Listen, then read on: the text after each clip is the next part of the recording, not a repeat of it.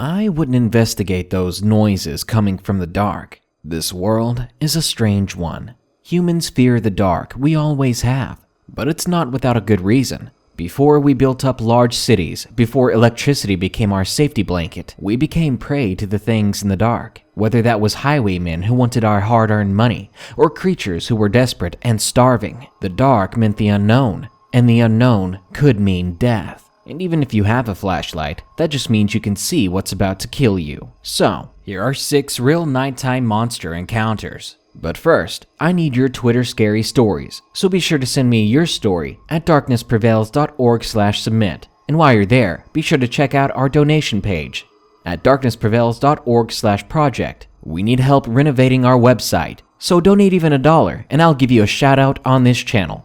Now, plug a nightlight in each and every outlet in your room. It's time for some creepy monsters. Number 1. Shadow Dog. Submitted by TwiztidHarleen. I've only told this story to a couple of people. Most of them just laughed and told me it was my overactive imagination, so I always kept it to myself for years. Until now. I was around 10 years old when I first saw it. I was running home trying to get home before curfew. I decided to cut through alleys to try and get home on time. It was dark, and the alley I went down that day I would normally avoid, as no matter what time of day, halfway down the alley would be pitch black. But that night, I was already in trouble due to my grades, so I didn't want to risk coming home after curfew as well. I quickly ran down the long alleyway. Once I reached the part that got dark, I closed my eyes and started to run faster. It was a wide alley, so I wasn't concerned about running into anything. Then, after what felt like forever, I stopped. I was just right outside the creepy blackness that just floated there. I laughed at myself for even feeling scared, but I soon saw something dart across the wall from the corner of my eye. I froze. Instantly, I got goosebumps, but I quickly shook it off and started running again. But from that point on, I felt like I was being followed. I stopped again and glanced around, and that's when I saw it. In the shadows across the street from me, I could see glowing eyes looking at me. My eyes eventually focused a bit more, and I could see the huge silhouette of this creature. It was on all fours and looked as if it was a very large dog. I stood frozen, just staring at it, and it stared right back at me, not moving, not blinking, just staring. After what felt like forever, the streetlights kicked on, and it caused me to break the staring contest with this creature. I remembered how late I was to get home. I shook off the fear once more and started running home again, avoiding looking back as I didn't want to know if this thing was following me still. After that, I steered clear of that alley. I didn't want to wind up running face to face into whatever that thing was. Part of me hoped it was just some dog. 6 years later, I was a teenager in high school. Me and my best friend at the time were heading to my house, and my mom agreed she could stay the night. It was another dark night. We were walking down the alleys again, because by that age I loved creepy stuff, but I did not expect to go down that certain alleyway that I'd been avoiding for years now. One moment, my friend turned and looked at me, teasing me and telling me that she'd hold my hand if I wanted her to, and say snarky things like that. "Oh, I won't let the monster get you." I rolled my eyes and shoved past her, starting to head down the alley, muttering to myself about how much of a jerk she can be. She soon caught up with me, though I was frozen mid-step, because about a foot away from me, this weird shadow was up ahead in the alley. I felt my friend barge into me from behind, as she wasn't paying enough attention in front of her, because she was trying to find something in her bag. "Ow, Jesus, why did you stop?" she asked. Shakily, I pointed ahead, and she looked forward, and she jumped. I knew she saw it too. It was those eyes again. We stood there, frozen, staring unblinking at this creature. After a while, the creature moved slowly, creeping up to us, and as it got closer, we realized it was not a solid creature. In fact, it looked to be a giant shadow, which didn't make any sense at all, but it was still creepy to us. My friend grabbed my arm, and we both started running to my house, but we could hear this thing snarling loud behind us. And so I turned around. It was chasing us, and it was not far behind. Luckily, my house is only 1.5 blocks away from the alley, so it didn't take us long to get back to my house. We ran inside and just started laughing. No clue why we were just laughing. I guess we were relieved. I guess laughing was just our way to try to cope with what just happened. My mom was looking at us. She thought we were crazy and just shrugged it off because we were just teenage girls, so she didn't ask any questions. Still terrified, after about 10 minutes, me and my friend stopped laughing and we peeked outside through the nearby window. And sure enough, there it was, waiting across the street, staring at us. We quickly moved away from the window, and we tried to distract ourselves. After playing video games a while, we finally got the event off of our minds, and we fell asleep. Still though, it was difficult to finally fall asleep, but having my friend there gave me enough comfort to allow me to slip into deep sleep. In the morning, I woke up to my friend nudging me. We went upstairs to get something to eat. While we were watching TV, my friend said, "So, what do you think it was?" I knew exactly what she was talking about, and I shrugged. "I guess it's our own personal demon dog," I replied jokingly, and we both laughed it off and continued with our day, not bringing it up again after that.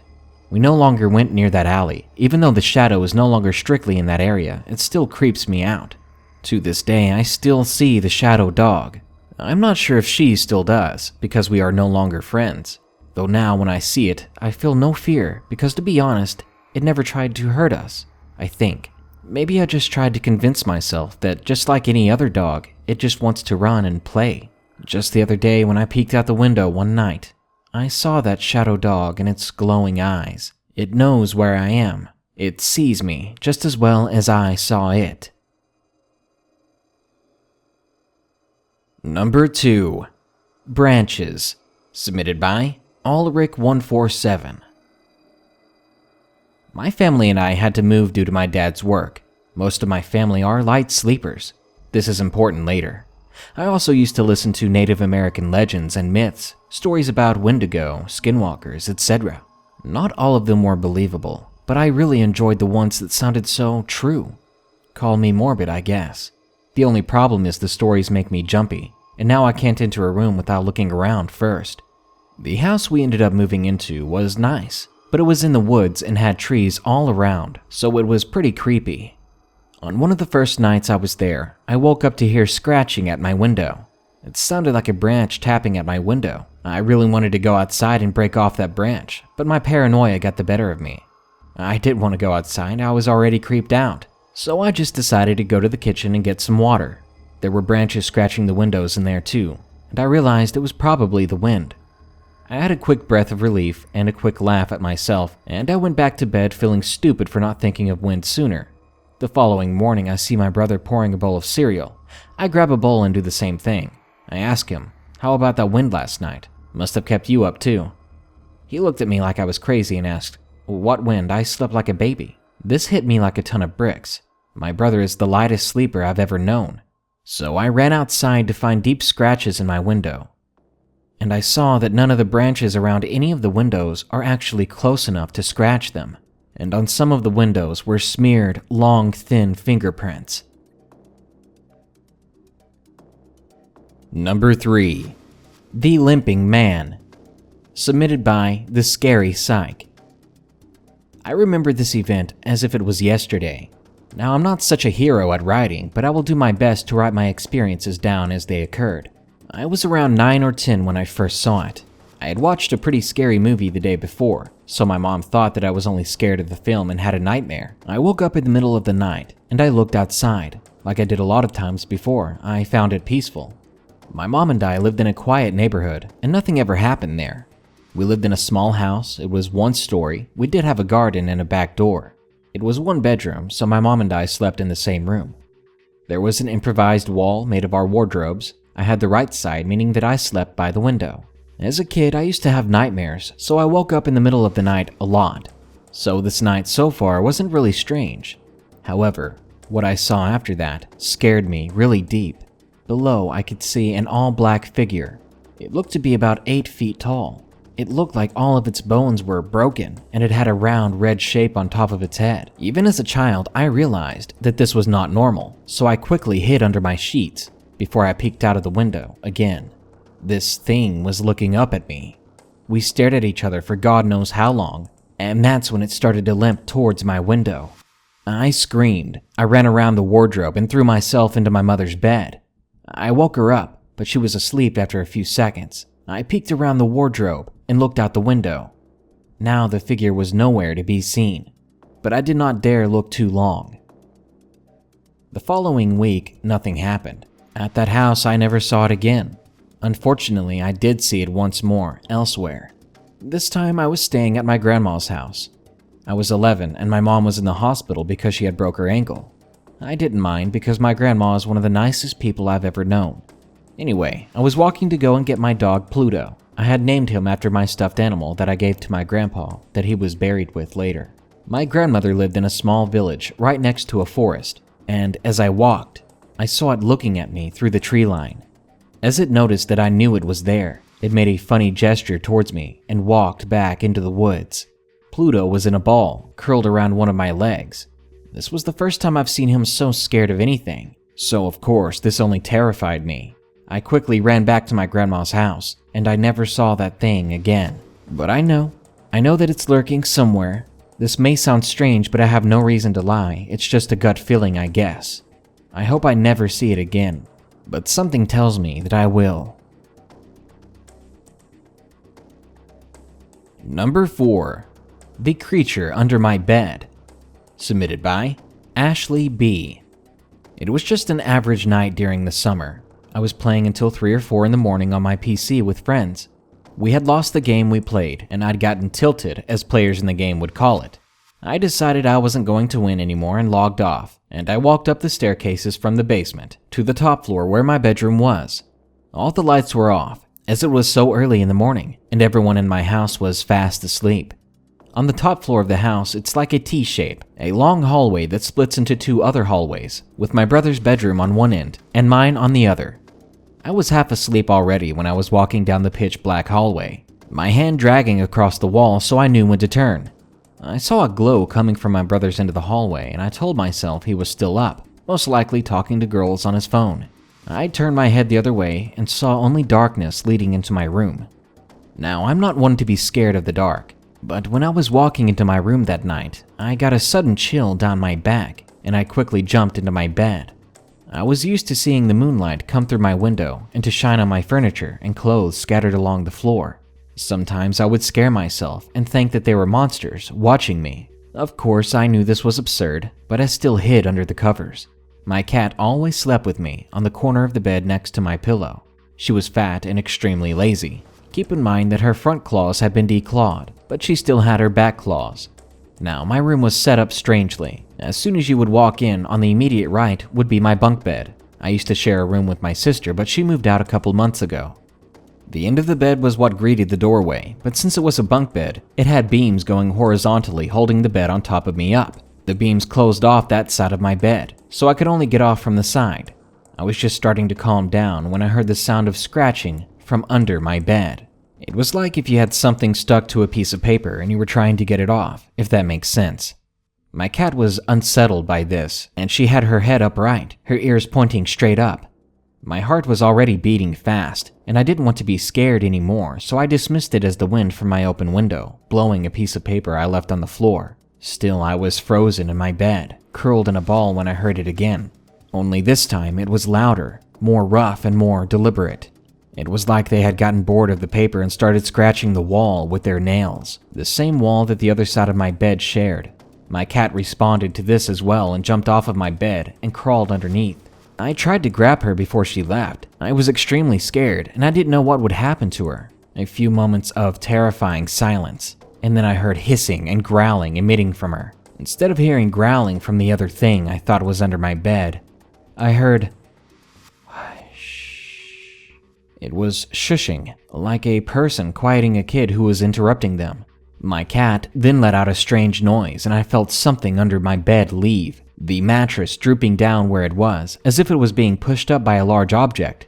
I hadn't noticed it before. My cat followed it, and I was left curled up in a ball, scared to death. I definitely didn't sleep that night. In the morning, I heard my brother leaving his room to go downstairs. When I called him over to my room, I asked him to turn on my lights and help me pull my bed away from the side of the wall. And when we did, I saw the pink paint on the wall scratched away in 3 lines. They were about 12 inches in length. I also saw blood. There was even leftover food on the pillows on the always-made bed above mine. My brother freaked, but I didn't do anything. For some reason, I didn't feel your typical fear.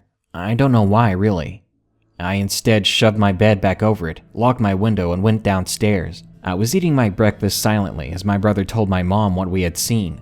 I heard rustling behind me. I turned around and saw my cat, except now her ear was partially torn, and there were patches of blood clung to her fur.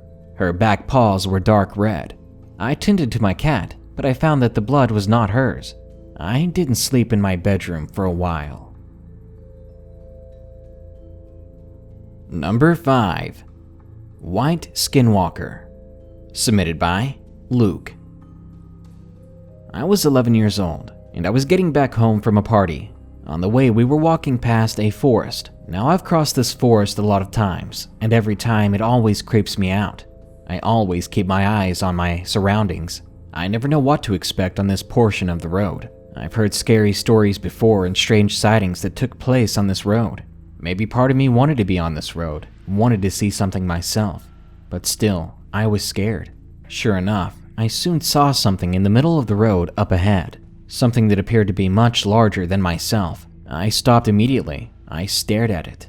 I saw its eyes shimmer in the faint light of one of the houses next to us. They shimmered red, and that was enough for my blood to freeze in my veins. My friend that had been walking with me stopped as well, looking back at me, wondering why I had stopped. I couldn't take my eyes off of this thing. And eventually, I watched it as it ran abnormally fast off the road and was gone into those woods. After that, we both moved more quickly, and we were soon on a more populated road. We made it home, and I told my dad what I had seen. He said that it was just a childish imagination, and part of me wanted to believe that, because I was terrified. But I could not stop wondering, what did I see?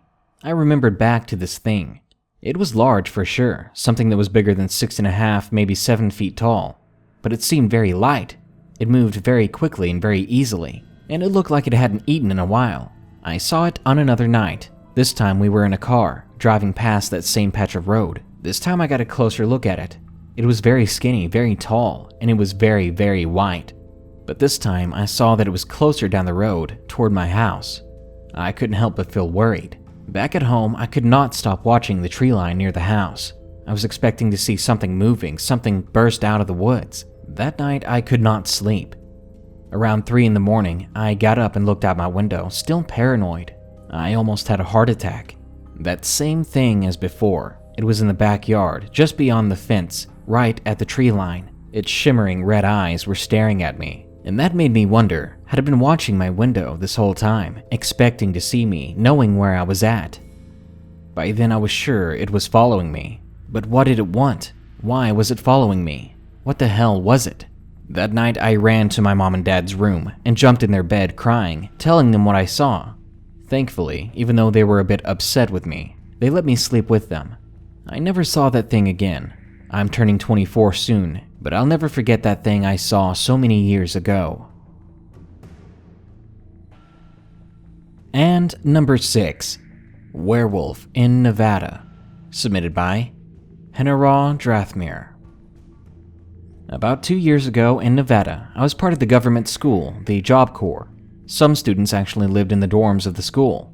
Every Friday and Saturday, we were allowed to stay out until 1 in the morning. My 3 friends, Robert, John, and Calvin, and I remember it was a full moon that night, because for some reason I always seem more active and alive on full moon nights. Just up the road a ways from our school, there were train tracks, and past that, there were abandoned factories and mountains. And in the other direction, not too far from the school, was a nature reserve. Well, that night, we were walking towards the train tracks to go goof off. I was busy teasing Calvin, my boyfriend, and almost didn't notice Robert pause in front of me. I looked at him and asked him what was wrong, but I didn't get an answer. Eventually, I heard John mutter to me, "Look." I looked up and followed John's line of sight. A large creature was in the middle of the road. The moon illuminated its shape. Now, there weren't any bears in this area. I've never heard of a bear being out this way. The fur on this thing was long and black or dark gray, and looked to have a shaggy or matted texture. It was there, kind of bent at the waist on all fours, sniffing the road. A large dog maybe, but it was too large. The muzzle on this thing was more narrow than a dog's would be, and it was unmistakably wolf-like. I gasped, immediately freezing as the creature sniffed at the road still. but it must have heard me because it looked up at us. Red eyes stared through the darkness at us, and the creature sniffed in our direction. We all stayed still and hoped it would go away. And thankfully, it didn't seem interested in us and ran off across the street and into the rows of houses.